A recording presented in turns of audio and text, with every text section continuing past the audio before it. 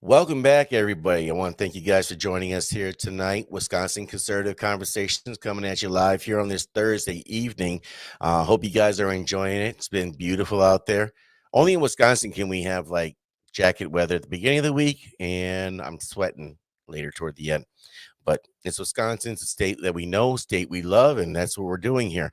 But yeah, like we've had, with often what I've been doing here with this platform, with this podcast, is to bring the conversation forward to you guys.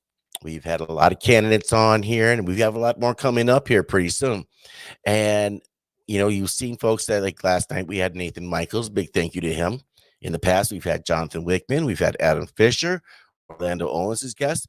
But it's not just the candidates that we want to bring on to this platform and bring out. We want to get those conservative influencers, conservative activists, those principled conservatives that are out there in the trenches, working with the people, with candidates, working with you, the public, people that get out the conservative message. So the guest that we have here tonight is a gentleman by the name of Paul Berning. And I had the privilege of meeting him through Orlando Owens, and we actually met for the first time physically at the state convention. It was great meeting him. I wish we had more time together because there was just so many people.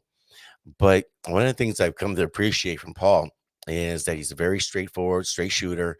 When you talk on those issues of conservatism, what it means to be a conservative, when you start looking forward, one of the things I really appreciate about him is that he gives you something to think about. It's not just, oh, what you're telling me is right on point. It's, well, I can see this, but let me present this as a little different. So without further ado, I'm going to introduce him right now here. Paul Berning, how are you today, sir? What's up, Ed? Thanks for having me on. You've had a star-studded lineup, and so for you to invite me on, I'm very honored. So thank you for bringing me on to chat with you tonight. Well, and I want to thank you because, like I was saying earlier, I think through our conversations and just bouncing ideas, and I haven't met through a mutual friend of ours, Orlando Owens. You've definitely given me a lot to think about. You challenge ideas, and I love the conversation because I think it's one thing to have an idea, it's one thing to push it forward, it's another to have a challenge, and either you're reaffirming what you know or you're becoming a better person. And I really appreciate that about you and a number of other people that I've had the privilege of meeting. Yeah, thank you. I hope to always challenge people in their thought process and always think about the other side. It takes a lot to hear and admit that you're wrong, and Hmm. there's been times where I've been wrong. So, yeah, I mean, challenging your mind and challenging your principles is the best way to be effective moving forward, and just like sharpening a sword going into battle. Well, and that's what I like about, a lot of people that I've gotten the opportunity to know over this past, I'd say year and a half, is literally the art of steel sharpening steel. And you come to find out where's a stronger steel versus some of the weaker steel. And I love the fact that there's always these challenges, there's always these things. But in the course of discussing, the conservative movement, in the course of discussing politics, candidates, everything else like that, one of the things I've really grown to appreciate is the people that are behind this, the person behind the ideas. You yourself, you're a member of the county board there in the St. Croix area, a businessman, self startup, um, Oh and yeah, I love the whole business aspect of it too, because obviously we're news junkies. So we know what's going on with the economy. You don't even have to be a news junkie, by the way, to know the economy sideways. Just go to the gas pump. that's right. But oftentimes I'll ask people that start up a new store, a restaurant, whatever, in this economy, what would make you want to do that? I mean, it's just curious because you yourself, we were talking a little bit about that off air. Um, what would make you want to jump into that entrepreneurial role? Yeah, that's a great question. So, really, sometimes it takes a Brandon. I mean, without being too disrespectful, it does. Sometimes it takes a little push from outside forces to put you into the element that one needs to be in. And for me, it was the vaccine mandate that came down, and the Fortune 500 company that I worked for, uh, came down with it. They gave us a chance for a religious exemption, I applied for it, I got it, but I didn't like the terms and conditions that came with it. Mhm. Really relegated myself and some of my peers as second class citizens. So I wasn't really too keen on sticking around. I figured let's try this self-employed thing again, and I've been successful in it in the past, especially in this field, and I'm excited to be on the road, back on the road to success. Right now, it's ramen Mhm. noodles and water. It's like the But college days of old. yeah, I mean, the last time I started a company, it was 2010, and when you went out cold calling, every other business suite was empty. And so Mhm. here we go. History has a tendency to repeat itself. And here we are. I've got some wonderful business partners. They have been absolutely supportive. And the whole goal of our startup as a technology company is really to find referral partners, agents, people that want to go out and work with businesses and help them succeed. And we're building a model that isn't I succeed first or me and my company succeed first and then we bleed off and hire people. We want to find people that want to produce and go out, and we our kind of our structure is if they're successful, we're successful. And so we're going to drive everything we can to help other people be successful, and our success is going to be a byproduct of that. So it's challenging times, but Yeah. we're Americans. We're going to push through it. Well, you said something that really kind of struck to me, and I never talk about directly what I do professionally because what I do here is vastly different. I just leave it to the fact that I do sales. Um, but in the sales process and when working with my accounts, I like to look at it as okay, I'm here to help you. I'm not worried about me. And so that's the last thing on my mind. What can I do to help you? What can I do to help you from the dollar perspective? What can I do to help you maximize those dollars, not waste money, give you suggestions, things like that. And in the process, I think it's a lot of and we can cross reference this into the world of the political because I think there's people that are out here, whether it's in a sales environment or cold calling or in the political world, they think they can go it alone. Some will have some success, but I think in all three of those realms, you have to really work on the art of building relationships. How much of that crossover do you see that's applicable for yourself as an entrepreneur and also as, working within, the political circles here in Wisconsin? Yeah, so I mean, the if you're talking about the correlation between sales or being a business owner and being successful in the political arena, I think they all have the same foundation, Mhm. is that you have to present what it is that you're doing, whether you're selling a product, you have to believe in it.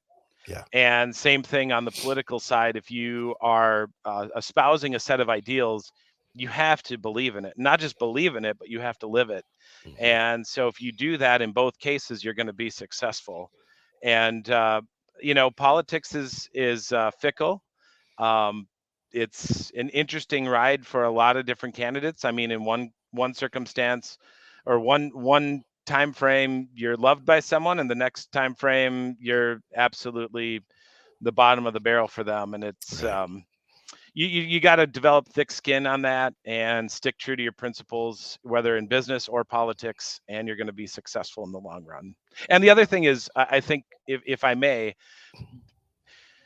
you hear the adage that you should love what you do, and I completely disagree with that. And in both politics and business, you should not love what you do, because you should be able to walk away from it at any point in time and not go down with the ship. Yeah. And you should save your love for those that are closest to you, your wife, your children, your immediate family, your closest of friends. Keep, save your love for that and put your Mhm. passion into your business and passion Yeah. into politics. And you're going to find out in the long run that that's going to save your soul a lot of headache. And especially on the business side, if you're willing to go down with your ship, you're going to lose money, but that's not the point of owning a business, is Mhm. to fall in love with that. So um, those people that fall in love with their companies and what they do, those are usually the people that are really successful at business but don't have exactly the best personal life. So I try to strike a balance and do as much as I can to love my family first, and Mhm. foremost my wife and my children because they're amazing, and then take the passion that I have with my business and go from there. I think it's a good that's a good analogy right there when you talked about, the difference between love and passion. Because I think people will oftentimes get that confused. And I think they get that confused with their candidates as well, too. There are some folks, and I've seen them this cycle, and they're very gung ho on one particular candidate to the point of fanaticism. And not that there's anything wrong with being a strong advocate for your candidate, your business, or whatever, but it's almost like, my goodness, I hope that person doesn't, get eliminated, because if that's what happens, I can clearly see those people taking their ball and going home. So it's possible for that to happen, but if Mhm. I can talk to that a little bit, I come from the Please. school of Ron Paul, who was a very pro liberty, limited government congressman from Texas, and I listened to his talks a lot, and one of the things he said, and I took this to heart, was never become a fan of someone running for public office because Mhm. they're going to disappoint you. Yep. and and that's because the political side, or the elected official side, is actually far more important than becoming a fan of, like, Big Dog Glenn Robinson, who was my favorite basketball player growing up, or Brett Favre, who was my favorite football player growing up. And Mhm. you become a fan of those, but they're going to disappoint you. They're going to throw an interception. They're going to miss a shot. They're not going to play defense. Big dog. um, Or they're going to but retire and then come back. And they're going to oh retire and yeah. come back, retire, come back, retire, come back, and then finally tick the Packers off. But I mean, the long and the short of it is, if you take the words of, like, what Ron Paul said and actually apply them, Mhm. you're going to realize that strapping everything to one candidate in particular is going to be detrimental for all of us in the long run. And it doesn't Mhm. matter which candidate it is, their ego, or I mean, everyone that runs for public office You has have an to. ego. You have to know that you're better than the other Mhm. guy or gal, right? So, Yep. without digressing too much down that one, because that could be a whole nother podcast. um, if you think about not putting all of your fandom into that politician or that elected official or that candidate, you stand a better chance of looking at the long picture and playing chess, not checkers. And Mhm. I like Congressman Ron Paul's take on that, and I try to abide by that the best I can. Mhm. It's interesting you mentioned chess, not checkers, and I think there's a lot of people that want to just go for that quick win and pump, pump, pump, pump, pump, and it's like, it's a lot more nuanced than that. And it, in a lot of ways too, it's also, when we look at every individual, what was their road to get to the point that they're at, especially within the conservative movement or their own personal conservative ideology, how they came to that point. You have a pretty interesting background on that. Um, Yeah. you So spent some time in a far off land. yeah. So lived in Russia. I was 13 years old. It was right after the Soviet Union fell. So you could probably see about what age I am according to my kids. I'm a boomer. But that really shaped the rest of like my life from 13 on, and I really got to dive in. And we didn't grow up with a lot of money. My parents' background is amazing that they're even alive and here today. Some of the things that they did, some of the things that they went through, all they just are such amazing people. I have so much respect for my mom and dad and the fact that they had four boys. But as we're leaving Russia for the first time, my second time being there, but the first time I lived there over several months, as my parents and I and myself and my three younger brothers are leaving Russia, literally my mom gets detained because they didn't like her visa as we were leaving. Mhm. And so here I am. I have our plane tickets in hand. So now, granted, I'm going to give you the age. It's 1994. So Yeah. if you can take a guess, there was no cell phones, there was no texting, there was No no internet that we know. InstaWeb, none of that microwave stuff, right? So here I am wondering at 13 years old how the heck I'm going to get a hold of somebody when we land in Chicago, because my parents' plan was to land in Chicago, rent a car, and drive back up to this area.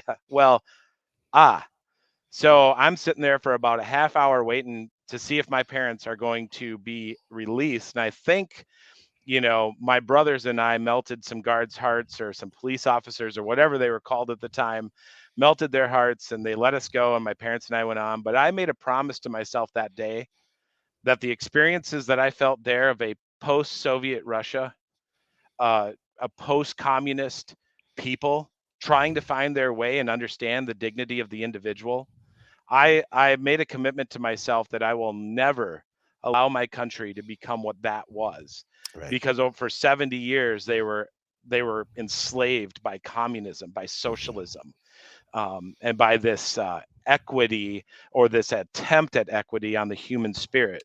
Right. And that's where my core principles have been derived from. And from that day on, I went down to our library and, you know rented books, read the Federalist Papers, which is a lot of letters to the editor Hmm. of angry people. You think we're angry now? Holy buckets! Read the Federalist Papers, and then ask Alexander Hamilton how that worked out for him. But um, yeah, that really has shaped who I am, and over the last 20 some years, my principles have just gotten more and more defined, and more ingrained. I think as all of us get older, that happens. Yeah. Now you mentioned, you read the Federalist Papers, and I find that interesting because I think a lot of people have not. I think if somebody's reading the Constitution, I think that's phenomenal. I mean, to me, that's a start. Get to know it, understand it, but it's almost like you have to read the Federalist Papers. You have to read the Anti-Federalist Papers. There's so many things you have to understand about the writings of the founders in order to truly grasp what is it, like 4,800 and some words within the Constitution itself. Right. It, Well, to your point, and if I may, please. this is where we have so many people wanting to learn and understand the Constitution, but a lot of people show up to their county board or city council or town board, and they don't even know who their elected officials are and how they impact their daily lives. And so Mhm. all these people want to learn the Constitution first. And I'll admit, I'm not a constitutional scholar by any Certainly. stretch, but I know what my First Amendment is. I know what my Second Amendment is. I know the 14th and the 13th. And, I know those. I don't know case law behind all of them. I couldn't name you a case off the top of my head, but I do know what our rights are.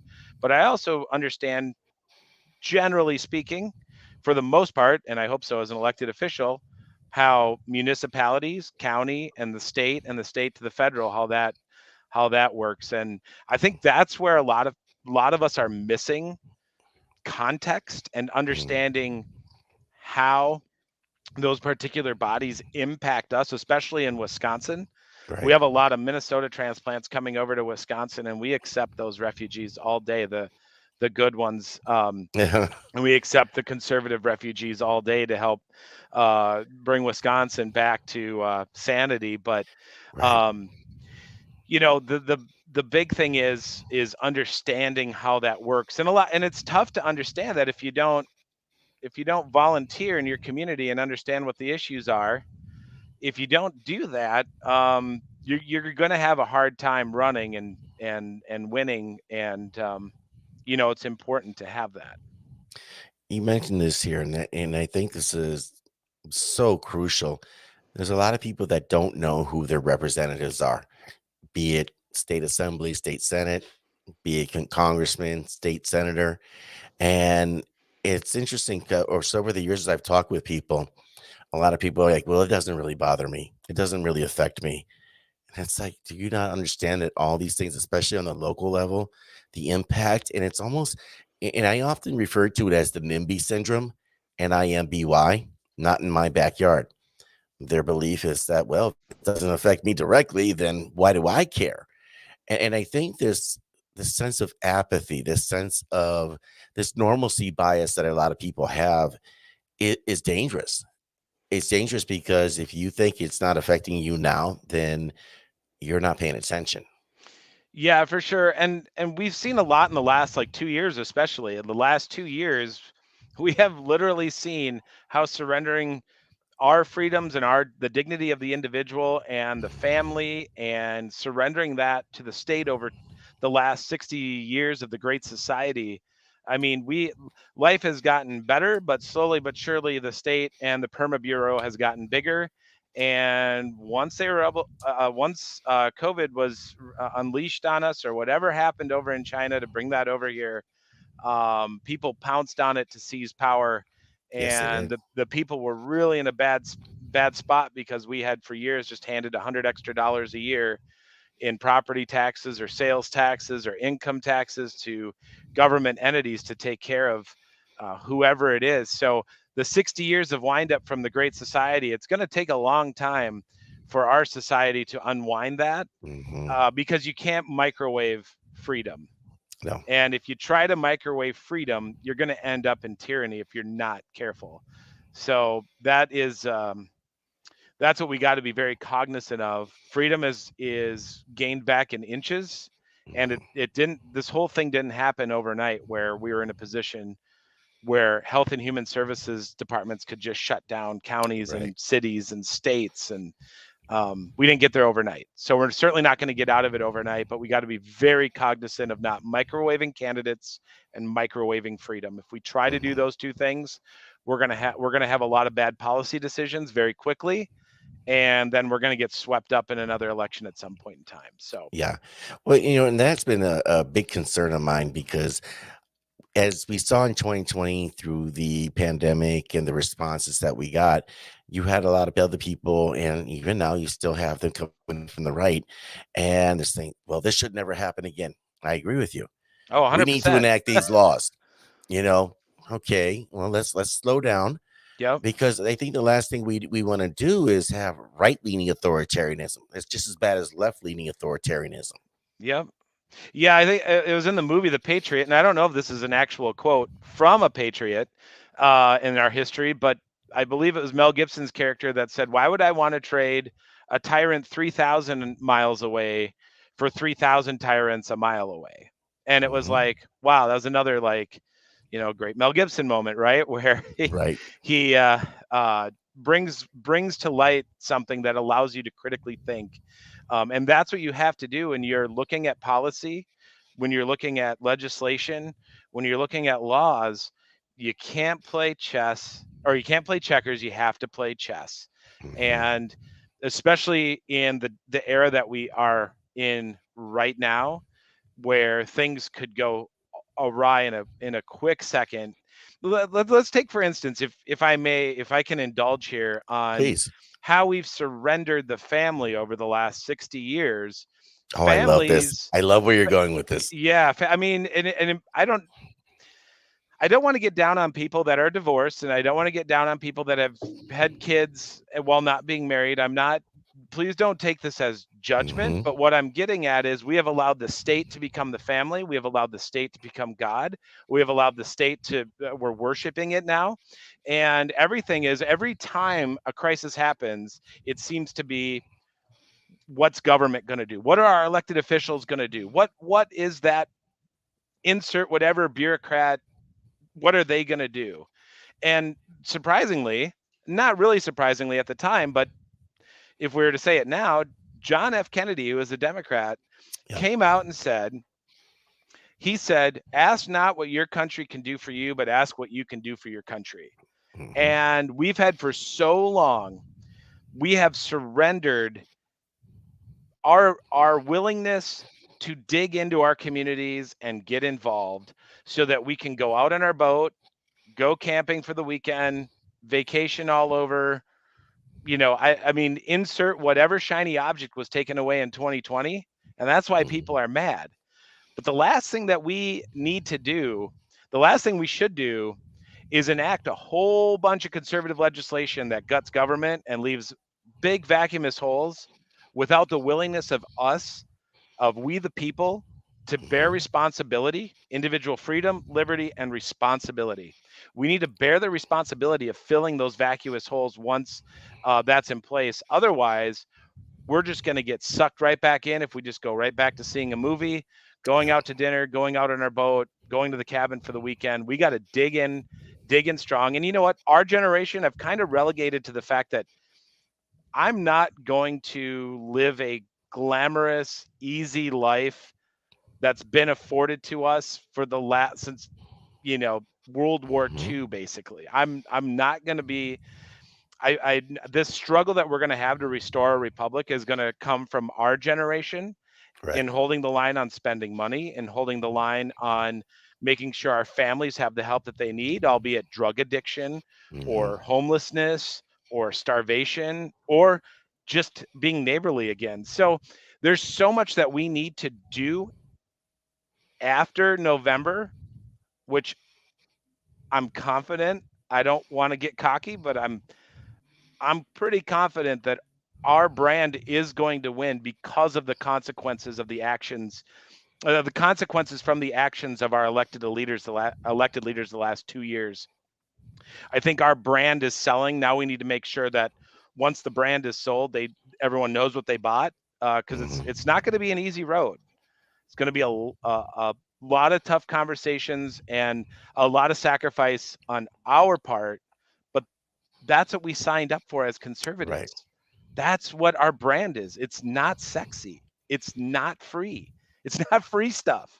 It's not taken from the other guy.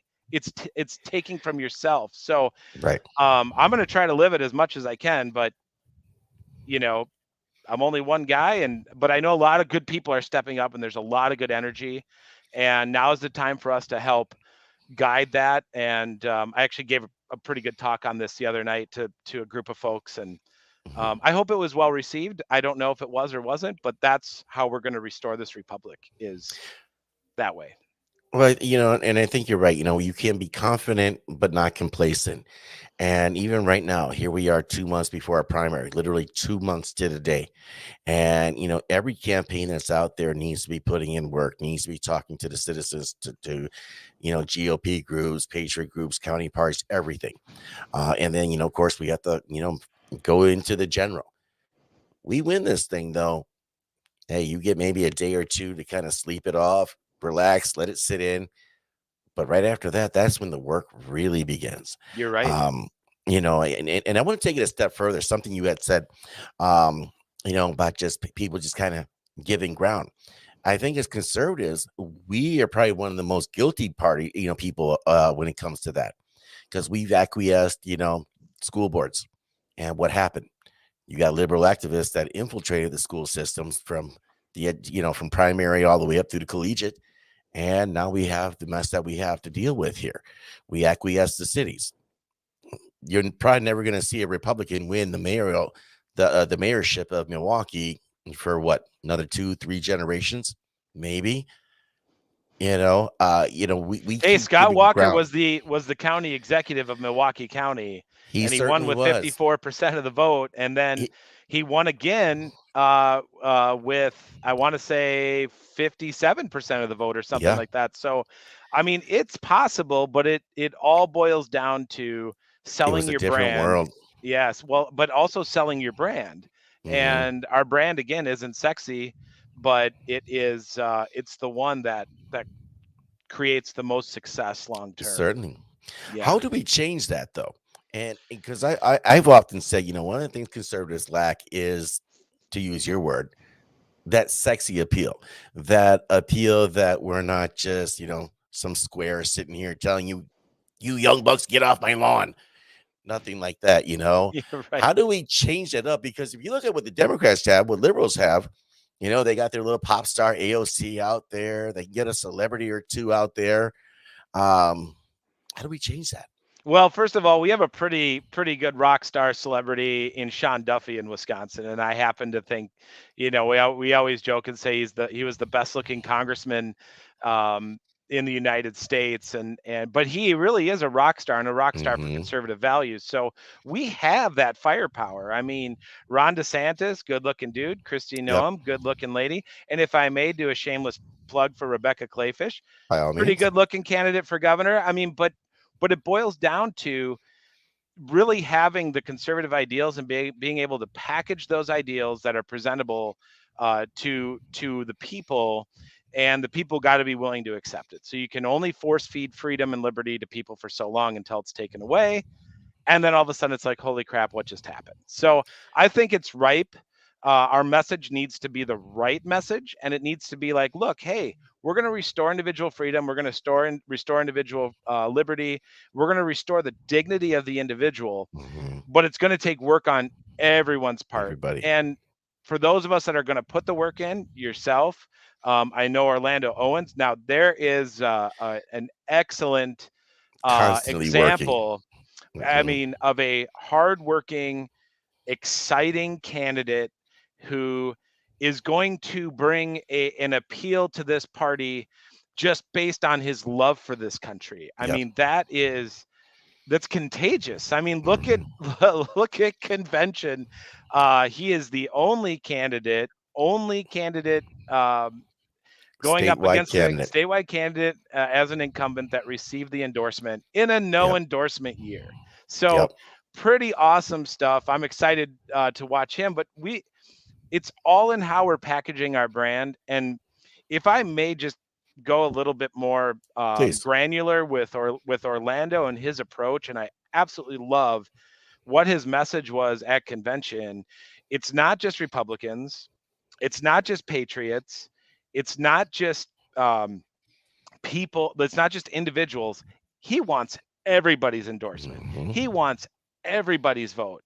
And that's the message that we need to come with as conservatives, is that's what we want. We're starting to find that I wouldn't even say liberals, because I get along with a lot of really good Yeah. liberals. It's the postmodernists and the neo-Marxist left that is really Yes, it is. difficult to get along with because they don't love this country. Those are not the people that we're going to reach. The people we're going to reach are the Hubert Humphrey, Walter Mondale, uh, uh, The Democrats, disaffected that the liberal. JFK Democrats, Mhm. the labor union only Democrats that believe in family, believe in the American dream. Those are the people that we're going to reach, and we're going to sell our brand to and say, look, it's Right. time for us to buck up. And this is our struggle. And our struggle's not Valley Forge. Our No. our struggle is not no shoes in the winter.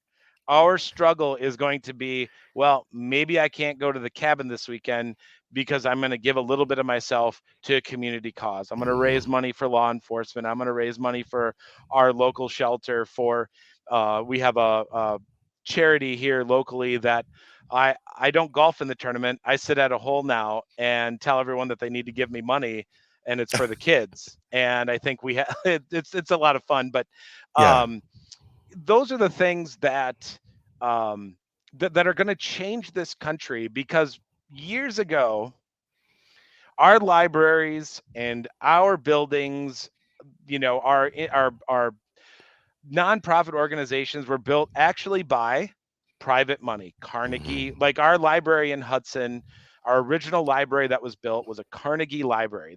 That foundation paid for our library to be built.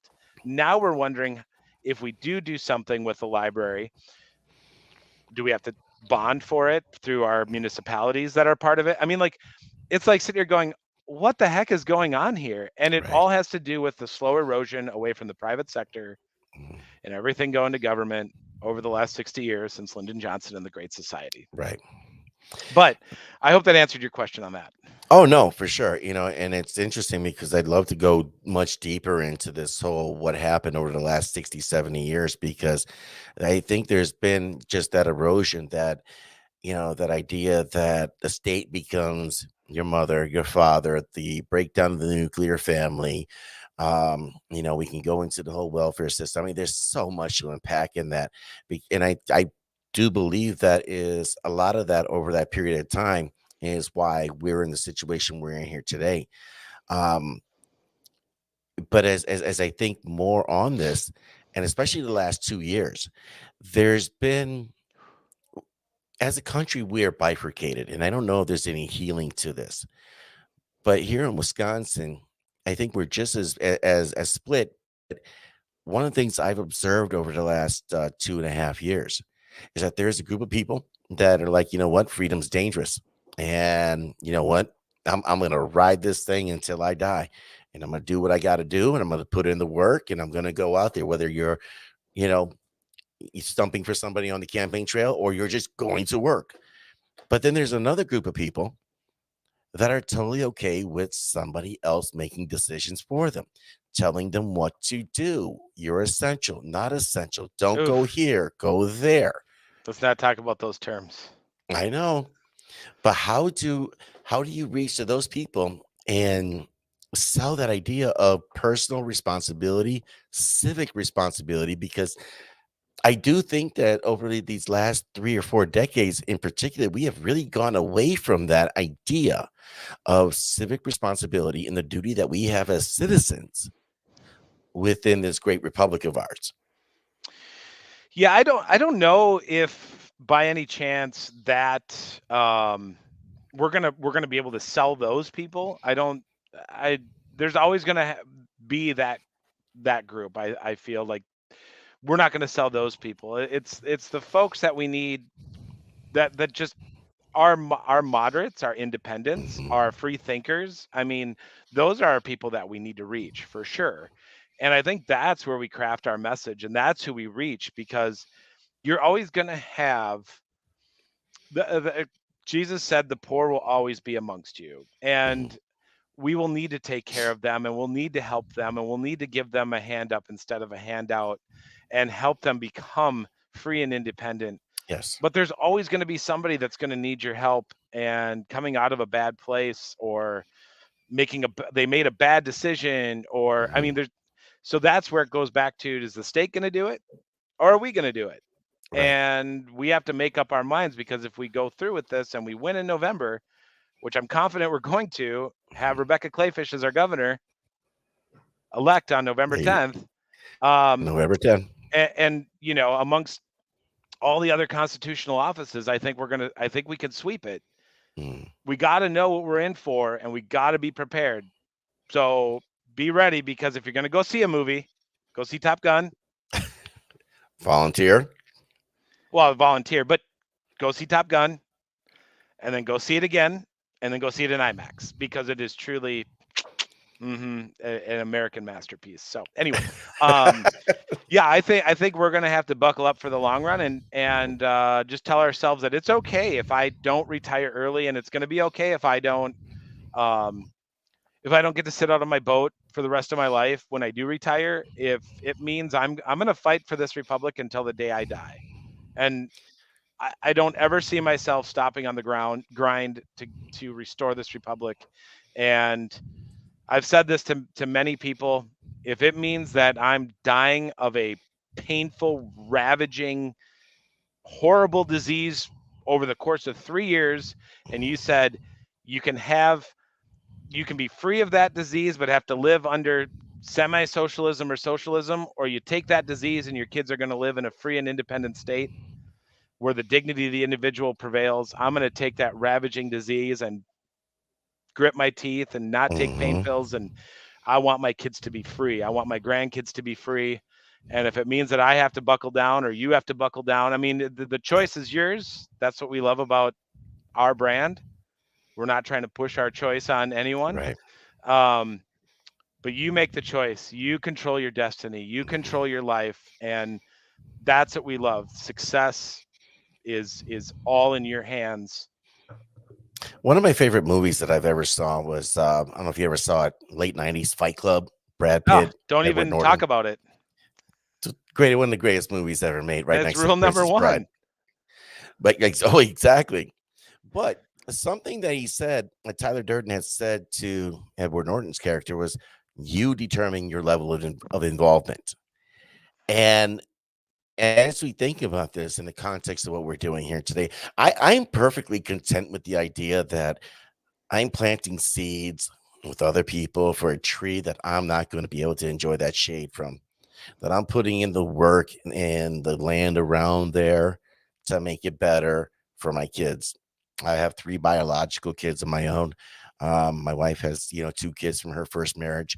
And for me, my number one reason for doing what I'm doing is my kids, and my youngest of them all, he's 10.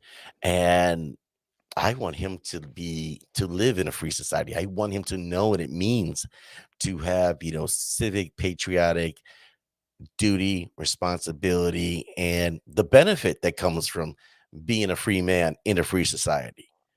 And I think, by setting the example and reaching out to people like our kids and even younger people, that are out here, um, that's one of those things where the messaging really needs to be brought home. And I'm glad to see things like, the Tuttle Twins, which has their books and everything, the Daily Wire and their movies, which is, again, impacting culture because, as Andrew Breitbart said, culture is downstream from politics. Our politics is downstream from culture. Yep. You know, and I think these are areas we certainly need to jump onto. Now, going into this election, let's take out the magic 8 ball. We win here in November, Yeah. and And Rebecca we're now, Clayfish is governor. and we got Rebecca Clayfish as governor. Okay, thank you.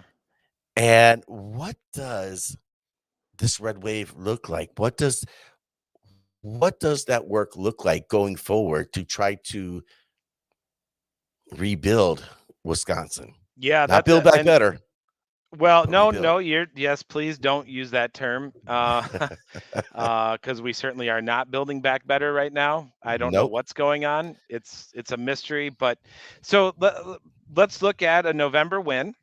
Mhm. Can't sit on our laurels. No. April's going to be crazy because we're going to have a Supreme Court justice race, and it is absolutely imperative that we win that one. So if you're listening to this tonight and you think November 10th, you can sleep in because you're hungover, think again. You're going to have to Right. throw your battle boots on right away again and start figuring out how we're going to win that Supreme Court battle, Mhm. because because that is a big part of what's going to happen if all this conservative legislation starts going through. And we don't have a Supreme Court. We have a Supreme Court that's going to start throwing out law after law after law after law. Might as well not even pass it. Right. So what it looks like after that, if you're going to look at true reformation, which again I think Rebecca Clayfish is the one that is going to be the governor that has the guts to push through the legislation that is necessary to repurpose the dignity of the individual in this state, Mhm. and to pass the reforms that we need in this state, from regulatory reform to how services are delivered by the state to the Mhm. people. I mean, educational reform, post-secondary education reform. That there's only one person that's going to do that. That's Rebecca Mhm. Clayfish. So that's another shameless plug for Rebecca. But here's what it looks like post November 10. We're going to have to dig our heels in, and really each of us is going to have to figure out how we could spend an hour a week in our community making it better. How we Mhm. can reach our neighbor and make sure that they have the help that they need, that they have the food that they need, that they have the care that they need from a medical perspective. I mean, our medical system's broken. And when you're talking about restructuring and rewinding what's going on since the Great Society, it's going to take a while. Mhm. Every time there's something that's unwound, it's going to leave a hole. We have to fill that in Well, nature because does of the not like a disaster. vacuum. That's right. Yeah. And yeah, neither do voters. No, And that's neither true. do people that need those services. And there are a lot of people that need services Mhm. that are currently being provided. So we have to push back in our churches. It's not be woke, it's be awake and be ready to help. Um, Two, we have to push back on us as people and our neighbors and say, come on, let's go serve. Like in our area, we have a place. We have a charity. I think I said this already, that helps raise money to fund the backpack program, which Yes. sends food home with kids that need it. And that is something we're going to need more of if these reformations come through. So we have to really dig in post November 10, make sure that April we're ready to go Mhm. with that Supreme Court race, make sure that in April we're ready to go again with school board, and that we're not just sitting on the sideline in our churches, in our community organizations, Rotaries, Kiwanis, Lions clubs. I mean, gee, why are they? Have you ever wondered why your church is so woke, or why your Rotary Club is so woke, or whatever it is? And it's because you're not plugged into it, or we have chosen not to plug into it. Now, Right. again, I always say you go see your movie and you don't put your work into the community, but go see Top Gun. And but after you see Top Gun, get plugged in somewhere in your community and see how you can make a Mhm. difference. That doesn't mean you have to do that to run for public office. That doesn't mean like you're not just doing that to run for public office. Do it to make your community better, to make Hmm. those around you better.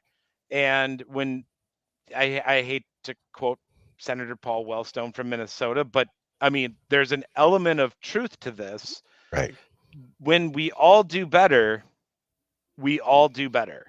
Hmm. And please don't throw stones at me or rotten tomatoes at me for quoting him, because he was pretty much a die-in-the-wool socialist, right? Sure. But that's a true quote that as conservatives we can take and go, you know what?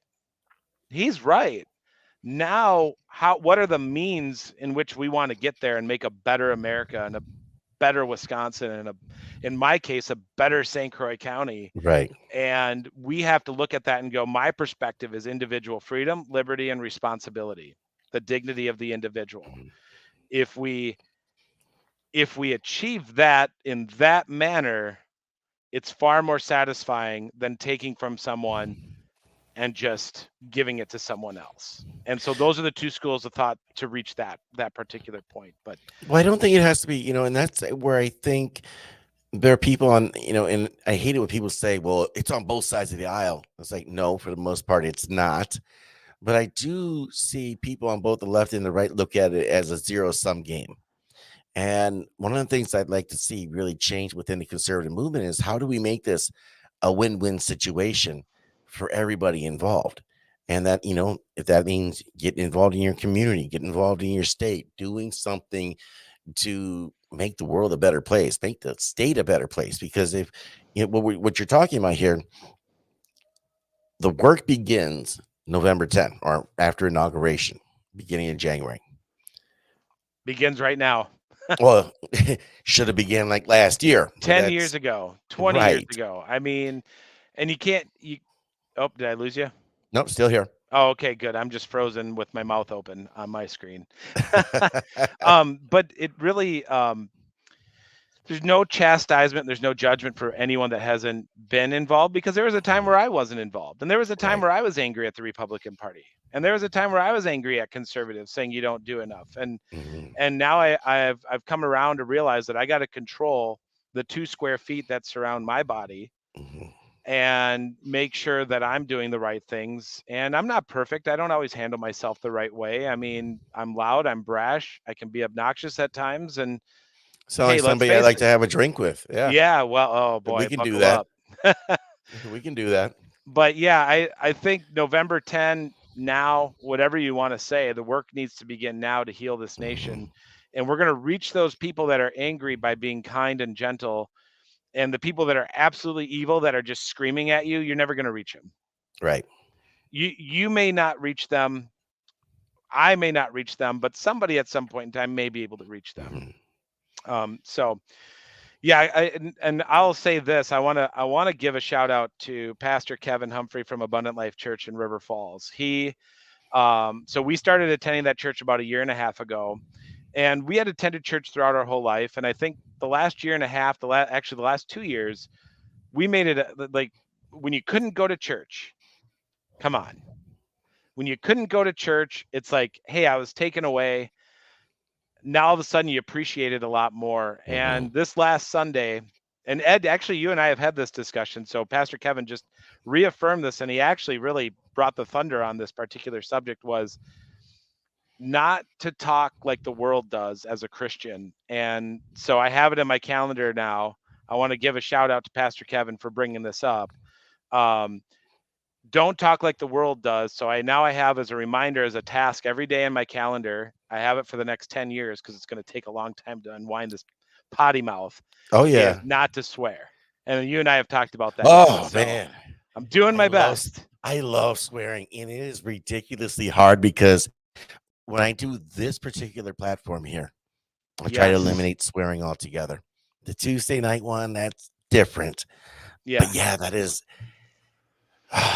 That's a tough one. Well, I want to just thank Pastor Kevin. And for those of you that haven't plugged into a church or don't want to plug into a church, I would encourage you to try. It's changed. It's the last 10 years for me in my journey as an individual has been insane. And Mhm. some of the people that I've known for a long time can probably attest to this, that I am not the same person I was 10 years ago. It all started with a Master Yoda, but yeah, Master it's Yoda. yeah, yeah, I'm a fanboy if you can't tell. When you said There's sword nothing on wrong with sword, that. when you said steel on steel, I almost corrected you and said lightsaber on lightsaber, but I didn't. You know what? And I can appreciate that. And it's funny. I love making those cultural references, especially for like older movies and whatnot, because I make no bones about this. I'm not a closet nerd. I'm right out there in the open. Yeah. Um, but you do get those pearls of wisdom, and sometimes some of that stuff just hits you hard, hits you right at home, and it gives you something to think about, and it becomes that life-changing moment, like, again, like I talked about with Fight Club.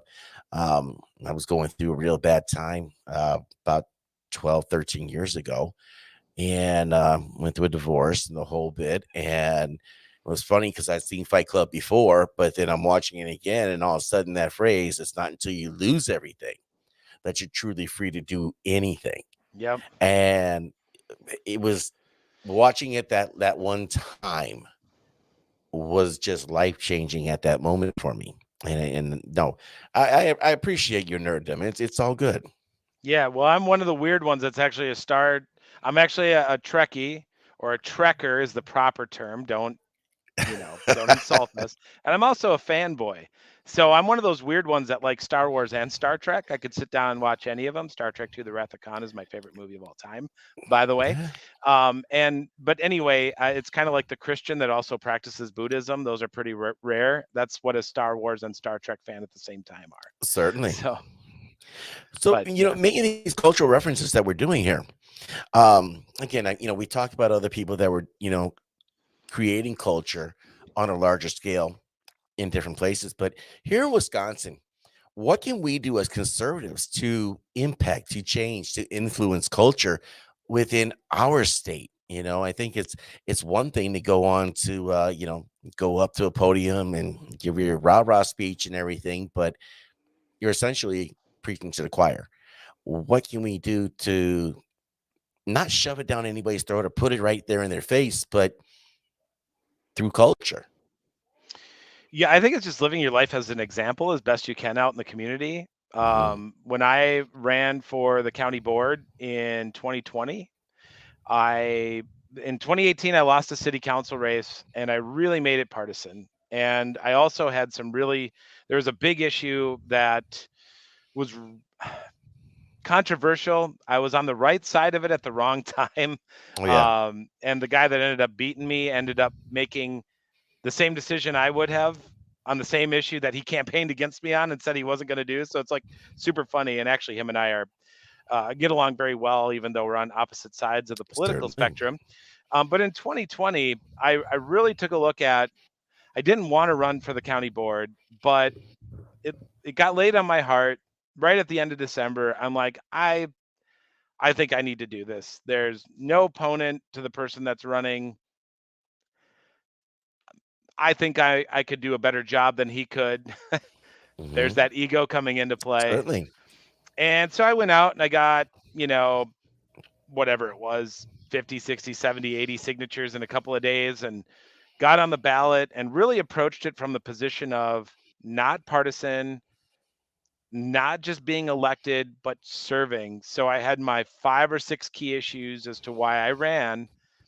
And I went to, I don't know, you could call them Democrats, you could call them liberals, you could Mhm. conservatives, you could call them Republicans. I had a whole spectrum of people, and I just made a promise to each one of them that I wasn't going to allow partisanship to come in my way of serving my district. And I've held true to that promise today. I didn't take any endorsement in either election cycle from Mhm. a partisan organization, from a partisan elected official. I didn't I didn't take it. Now, I took endorsements from people, but Certainly. I didn't take it from any partisan elected official or organization. And a lot of people saw that and liked that and voted for me, that had I been flying an elephant flag in front of them. Um, they wouldn't have Right. voted for me. So if you're asked, like, I think I'm going back to your question, which is how do we make a difference right in our community locally, is Hmm. don't allow the partisan hackery to divide you as neighbors. Right. Find that common ground. If it's somebody that loves America, and that's a great starting point.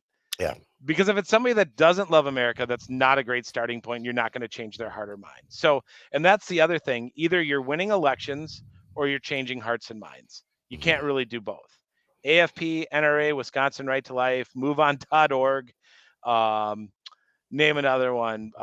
Wisconsin Family Action Council, the all loved or hated Tavern League. Um, those are issues based, heart and mind changing Yeah. organizations.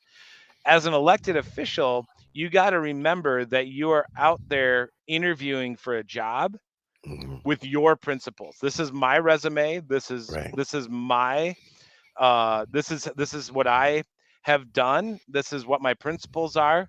Will you vote for me? Hmm. And not to stand there and try to argue with them back and forth, because nobody wants an elected official that they're going to No. run into at the grocery store and you're going to spar with them. They want you to listen. And I think I think as an elected official, I feel as if I've done a good job of that. Hmm. And I think a lot of our elected officials in the county have done a good job of that, and in our city on both sides of the aisle. And so that's Certainly. where we're going to make a difference. Is if you're going running for office, listen. If your community involved, listen to what the needs are, press it against your principles, and see how you can help. Hmm. These are all ways that you're going to make a difference. It's interesting. And I think there's a lot of people like do like you say, they listen, they take into what their constituency has to say, and of course they have to make a decision at some point. But you'll also hear people that are critical of everybody that's in office, that they're unattainable, they don't listen, you know, they're not serving the people that elected them. And I hate it when I hear somebody say, "Well, you're a servant." It's like, whoa, slow your roll there with that language there, son. But when did and I know we can find anybody can find any number of office holders that are kind of lost their way. When do you think people have lost that being of service to their community? And it doesn't necessarily have to be an office holder. I think it could be just the guy down the street, your neighbor, or you and I. Yeah, I mean, I guess that's really tough to judge without knowing what that person's mind is. I mean, Hmm. sometimes you can see it in how they conduct themselves as a legislator or as an elected official or as a representative. The one thing I will say, and this is just notating as an elected official, um, that the fine folks of my district, I elected, well, let's not even say me. I elected, let's take, for instance, Shannon Zimmerman, who is our assembly representative in the 30th Assembly District, Hmm. or Rob Staffschold, who's our state senator. Both extremely awesome people. Clint Moses, our neighbor to the east, and Gabe Magnifici, our neighbor to the north. All awesome legislators. When I give them my feedback, and even Congressman Tiffany, when I give him my feedback, they always do a great job of listening Yeah. and taking that into consideration when they go and make their vote or make their case or Hmm. formulate a bill. And that's what I love about our elected officials is we elected them because we trust their principles. The Right. majority of people in this whatever district it is elected them because we trust their principles. And if we don't trust their principles, then we don't elect them again, or we strongly encourage them not to run again, or whatever the Hmm. case may be. Um, but we gotta that's where, if you feel very convicted about who your representative is, Right.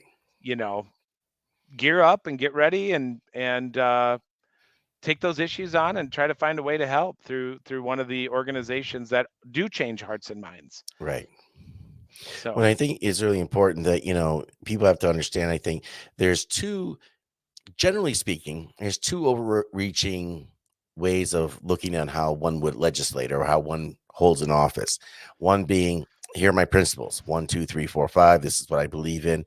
You vote for me, I'm going to represent you based on what I'm doing, what I put out here. You elected me to do this. I'm going to go do that.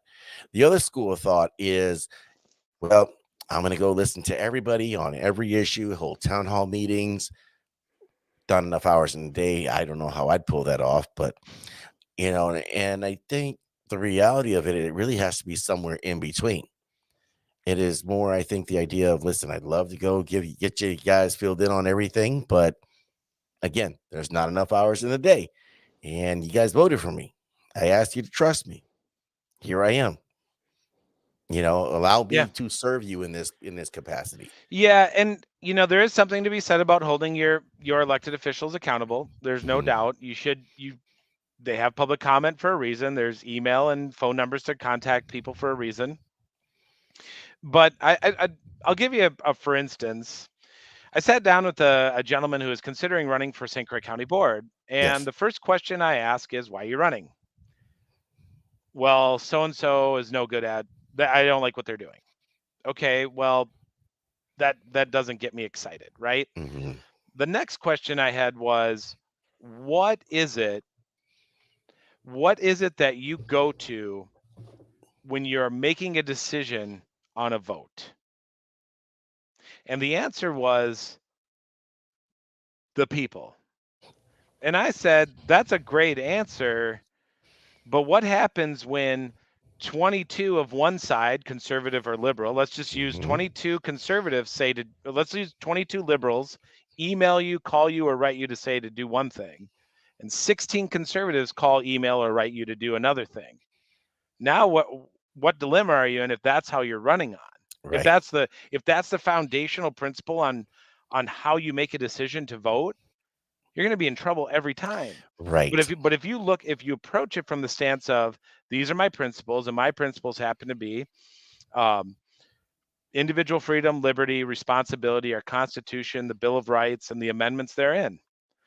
If you take that as a recipe and say those are my principles, that's what I base my votes on, limited Mhm. government, and people go, you know what, I like your brand, and we'll trust you to go and represent the 4,500 people that are here. Right. Not everyone voted for me, obviously, right? But I'm going to do my best to represent my district, and hopefully they want me to do it again. And Right. I think that's how most of your state legislators approach it, Mhm. because it is not a career position. It really is not. It No. doesn't pay well. I mean, with a startup going on, it probably would pay more than what I'm making right now, but The um way this economy is, I get oh you. boy, right? No, I mean we're doing great. I'm super happy where we're at in the startup. We're not where we need to be, but anyway, I'm joking about that. Certainly. But for real, those aren't career positions.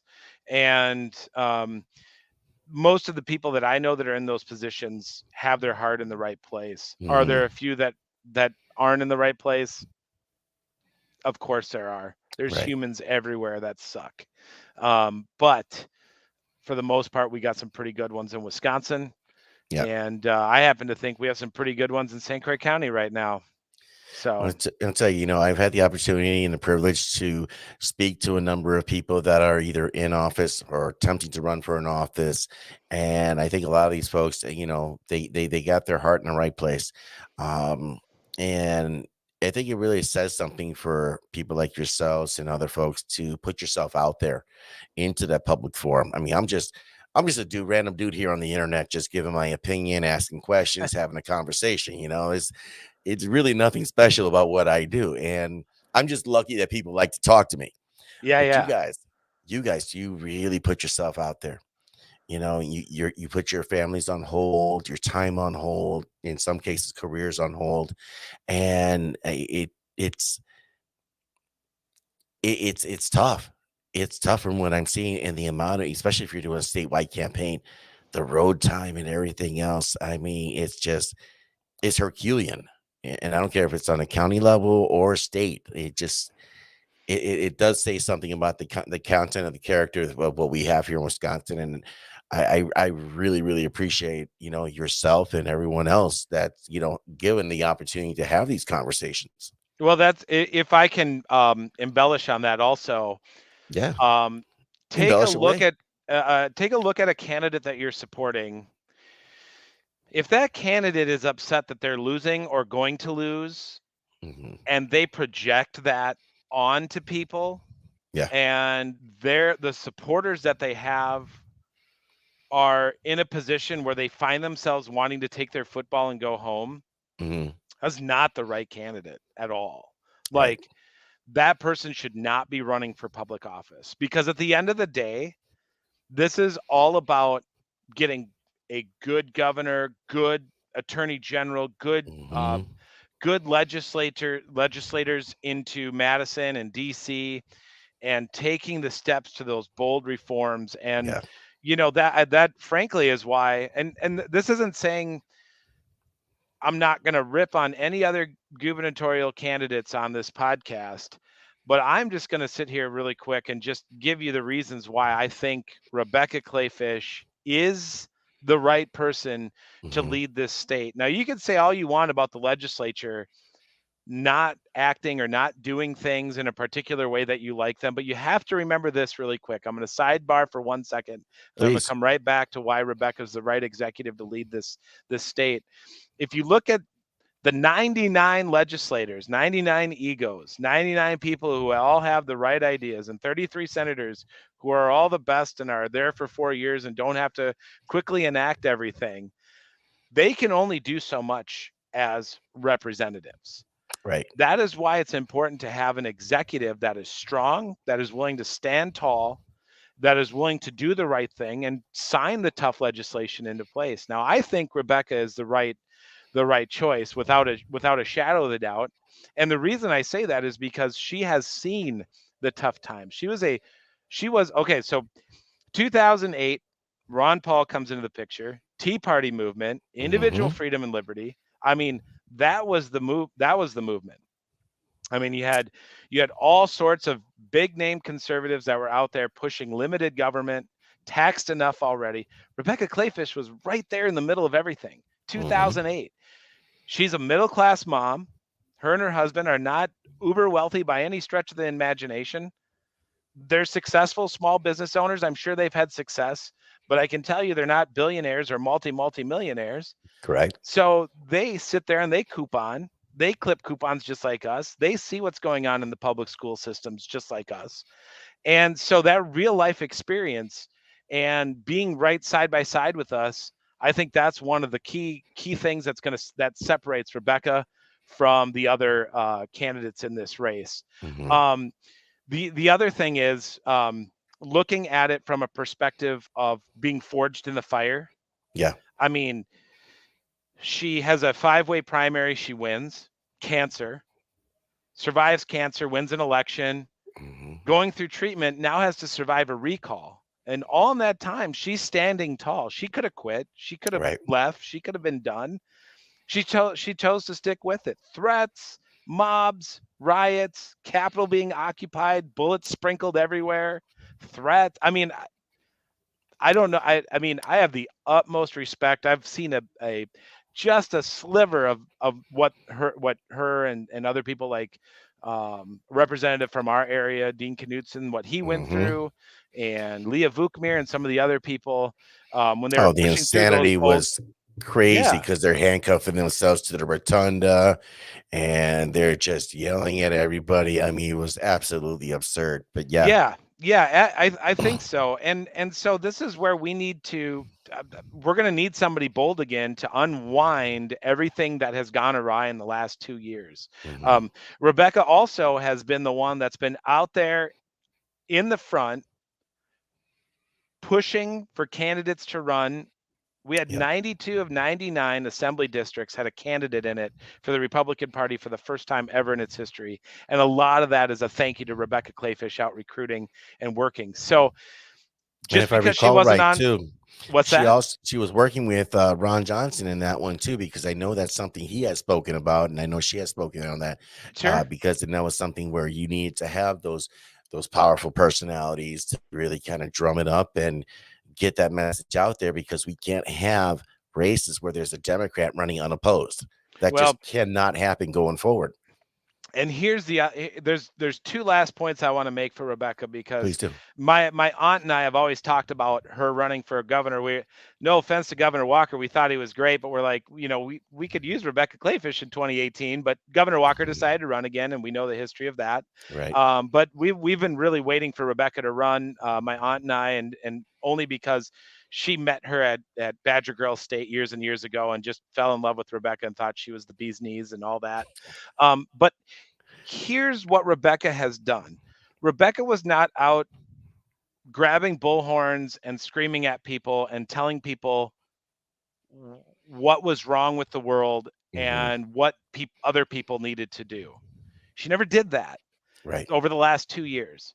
What did she do? She put her nose to the grindstone and went out and helped person after person after person raise money, put a plan together, get their Hmm. name out there, get their name on the ballot, and figure out a way to run and actually, in the face of Republican candidates getting out fundraised, in some cases 20 to 1, Right. she took candidates and was able to make them at least somewhat of a had somewhat of a chance to put up a fight against some of these candidates that were just Right. spending 500, $600,000 in an assembly race. Like, holy crap, that's insane. Spending So half a million that's dollars for a the $50,000 job.